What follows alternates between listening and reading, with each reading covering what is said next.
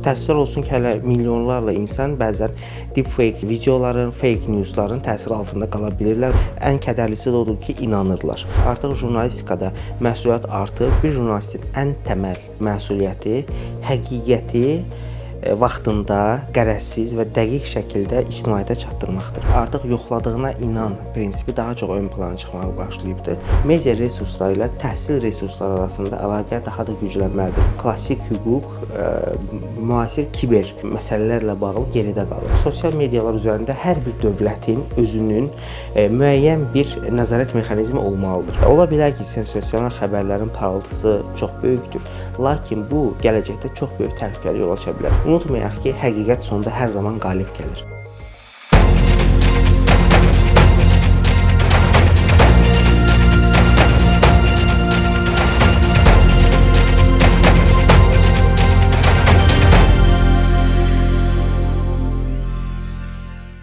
Salam dostlar, Füyuzat televiziyasında mən Tural İsmayılovun təqdimatında arxa plan verilişinin növbəti buraxılışını izləyirsiniz və əlbəttə ki, süni intellektin imkanlarının artması dünyada deepfake-lər və eyni zamanda saxta xəbər külliyyatının daha da çirkinləşməsinə səbəb olur və biz bugün görürük ki, real görüntüdən fərqlənməyən saxta görüntülər hazırlanır və bu siyasi, iqtisadi, media manipulyasiyalarında bir silaha çevrilir. Bugün bu və digər mövzular ətrafında danışacağıq. Arxa planda mənim qonağım araşdırmacı jurnalist Kazım Kazımovdur. Kazım bəy, xoş gəlmisiniz. Təşəkkür edirəm Tural bəy, xoş gördük. Kazım bəy, bugün texnologiya yalanı həqiqətdən daha inandırıcı təqdim edə bilir. Sizcə deepfake texnologiyası jurnalistikanın gördüyünə inan prinsipini bir dəfəlik məhv edir, yoxsa bizi daha şübhəçi və diqqətli olmağa məcbur edir? Sizin də vurguladığınız kimi təəssüflər olsun ki, artıq dünyada həqiqətən deepfake-lər və fake newslar getdikcə artır. Reuters agentliyinin bir tədqiqatını nəzərdən keçirdim. 2019-cu ildə bütün internet resurslarında mövcud olmuş deepfake videoların sayısı cəmsi 13 min olubdur. Lakin 2024-cü ildə bu rəqəm artıq 500 minə qədər çatmışdır və 2025-ci ilin datalarına baxdığımızda artıq milyonlarla deepfake videolarla, fake newslarla qarşı-qarşıya qaldığımızı deyə bilərik. Mən sadəcə video xəbərlərdən bəhs edirəm. Yazılı xəbərlərin isə sayı bəlkə də 100 milyonlarla ölçülə bilər. Və təəssüflər olsun ki, bu gördüyünə inan prinsipini müəyyən dərəcədə dəyişdirir. Bu jurnalistikanın verifikasiyasına yol açır və belə ki, artıq yoxladığına inan prinsipi daha çox ön plana çıxmağa başlayıbdır.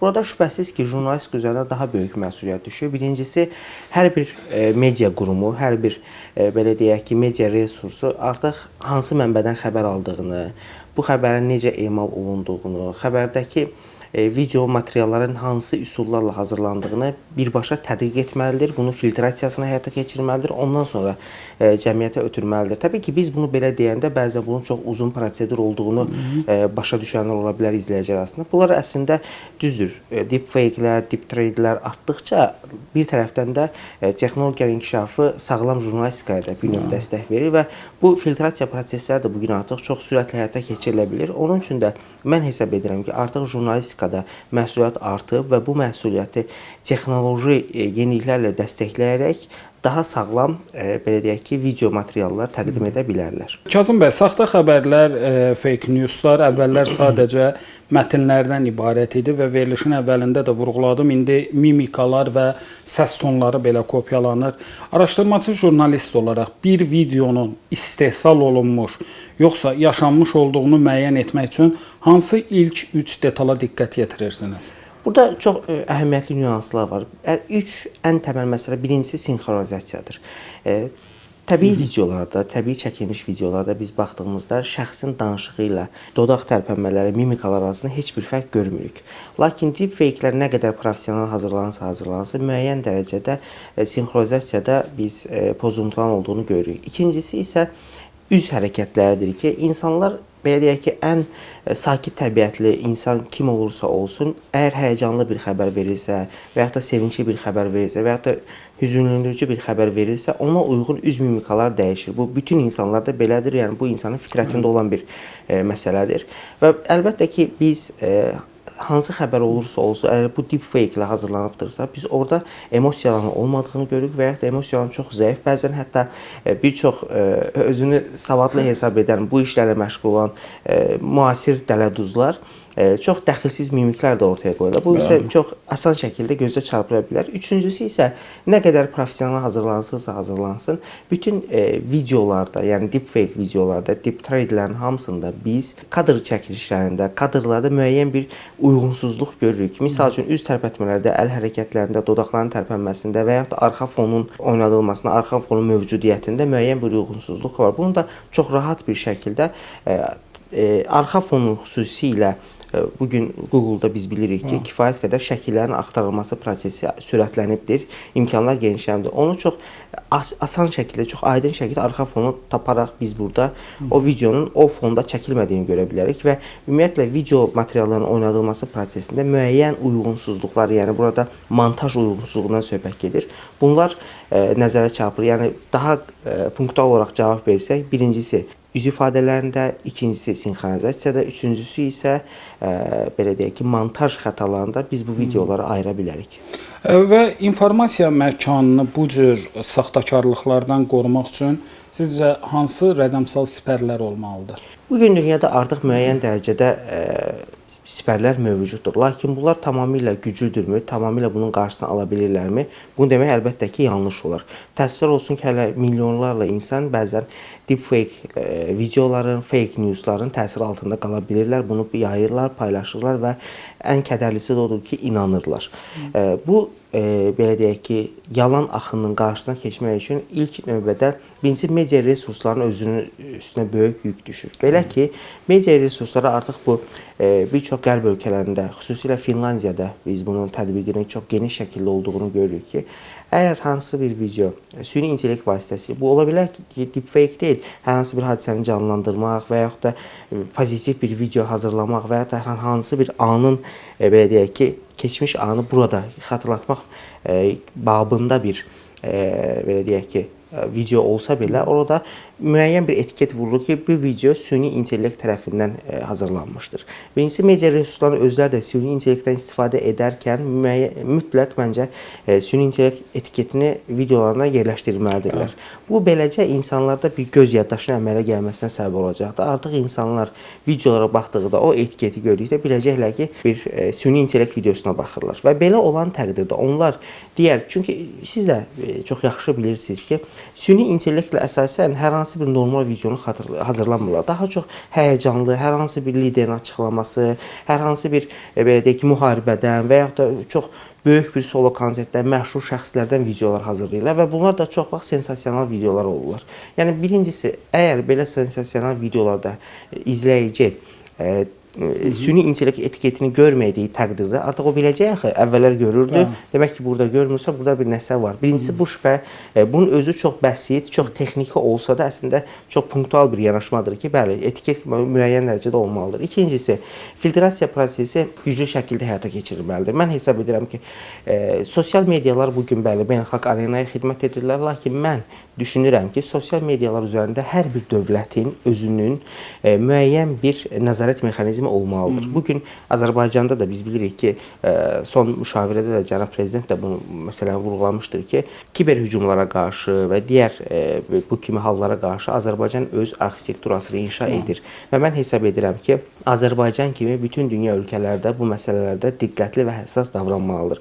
Və beləcə sosial media resursları ilə böyük qlobal şirkətlər, dövlətlər arasında dialoq artmalıdır ki, burada söhbət əlbəttə ki, hər hansı bir senzuradan getmir. Elə bir heç kimin elə bir niyyəti də yoxdur. Sadəcə dialoq vasitəsilə bu fake tradelərin yayılmaması üçün müəyyən addımlar atılmalıdır. Və Kazım bəy, niyə saxta xəbərlər həqiqətdən daha sürətli yayılır? Məsələn, alqoritmlərin qəzəb, qorxu, təəccüb kimi duyğularımızı hədəf alması bizi rəqəmsal manipulyasiyaya qarşı sizcə müdafiəsizmi qoyur? Bunun bir neçə belə deyək ki, konturlu səbəbi var. Birincisi ondan ibarətdir ki, təəssüf olsun ki, sosial mediada olan videoların əsas yayılma sürəti onlar nə qədər paylaşıldığı, nə qədər izlənməsi ilə əlaqədardır. Əgər videolar çox paylaşılırsa, çox izlənirsə, avtomatik olaraq alqoritmlər bunları qabağa çıxardırlar və beləcə daha çox şəxs bunu izləmiş olur.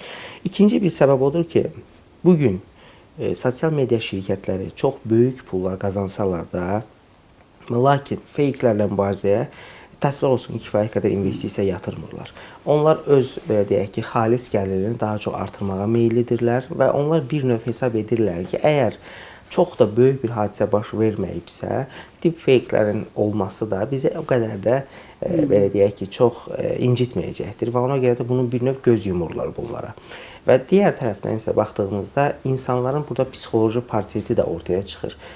Kim hansı emosional hissədirsə, o hissədə uyğun videolar paylaşırlar. Və təəssüflər olsun ki, insan təbii ki, tez həyəcanlanan, tez duyğulara qapılan bir varlıqdır və sensasional xəbərlər, belə deyək ki, sosial medianın deyilədiksə, wow etdirən xəbərlər, videolar daha çox insanlar özünə cəlb edirlər və bunun üçün də xüsusilə biz baxdığımızda belə deyək ki, daha çox gənc nəsil arasında biz artıq çünki texnologiyada gənc nəsil daha yaxşı istifadə etdiyi üçün bu halların daha çox yayıldığını görürük və beləcə təsvir olsun ki, həm burada belə deyək ki, alqoritmlərdə problemlər var, həm şirkətlərin maliyyə cəhətindən bu məsələyə kifayət qədər yer almamasında bir problem var, həm də insanların psixoloji portreti fake newsların qabağa çıxmağına kömək edir.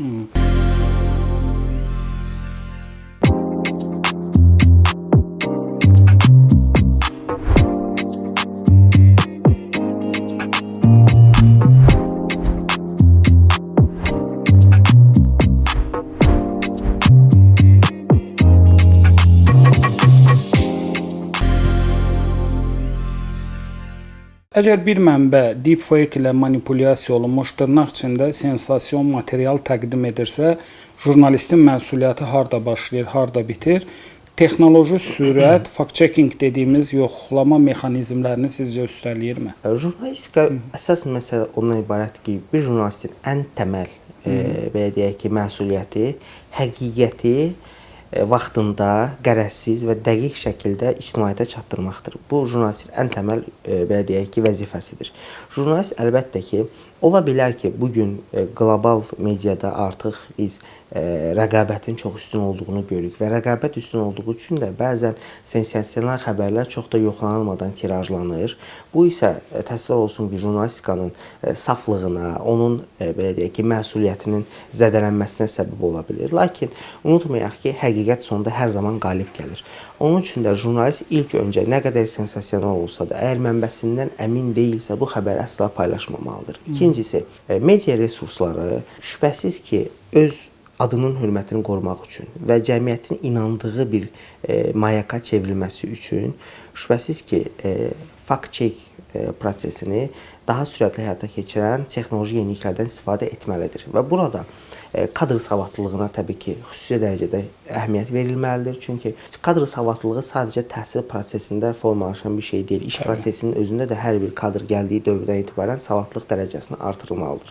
Və xüsusən mən hesab edirəm ki, media resursları ilə təhsil resursları arasında əlaqə daha da güclənməlidir. Çünki bugün artıq müasir jurnalistikanın tələbələri arasında fake newsla mübarizə və deep web videolarla, deepfake-lərlə mübarizə artıq gündəmdir beynəlxalq arenada və bunun üçün də təhsil ocaqları da, xüsusilə jurnalistika ixtisası üzrə təhsil verən ocaqlarda, bunların fakültələrdə də bu məsələ kifayət qədər artıq özünə yer açmalıdır və artıq məzun olan gənclər deepfake təhlükəsi nə qədər ciddi olduğunu və əslində jurnalistikada artıq iki paradigmanın olduğunu görə bilərik. Deepfake-ə üstünlük verənlər, onun arxasınca gedənlər, bir də qəti şəkildə bunu rədd edənlər və ənənəvi o inam indeksini qoruyan jurnalistika resursları mövcuddur. Və mən hesab edirəm ki, artıq ənənəvi inam indeksini qoruyan jurnalistika resursları ola bilər ki, müəyyən dövrdə trendlərdə dala düşsünlər, ola bilər ki, onlar müəyyən dərəcədə rəqabətdə arxada qalsınlar, lakin onlar şübhəsiz ki, cəmiyyətin inamını qazana biləcəklər və beləcə onlar uzun ömürlü fəaliyyətlərini həyata keçirə biləcəklər.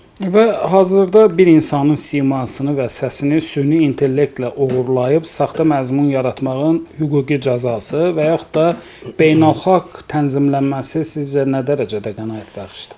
Heç də yaxşı vəziyyətdə deyil. Biz bunun ən, belə deyək ki, təməl prinsiplərinin pozulduğunu harda gördük? ABŞ seçkilərində, 2016 seçkilərində, 2020 seçkilərində, hətta sonraki seçkidə də bu zaman-zaman gündəmə gəldi. Biz xatırlayırıq ki, 2016 seçkilərindən sonra ABŞ konqresində bu məsələ kifayət qədər gündəm oldu. Hətta Biz bilirik ki Meta şirkətinin qurucusu Mark Zuckerberg çağırıldı, dindirildi və bir çox cinayət işləri açıldı. Çox uzun bir proses davam etdi. Hətta New York prokurorunun məşhur bir yazdığı şərh var idi ki, səhifələrcə uzun bir şərh idi. Orada da xüsusilə artıq biz 10 il bundan qabaqdan bəhs edirik, lakin 10 il bundan əvvəl bu təhlükənin gəldiyini görənlər var idi.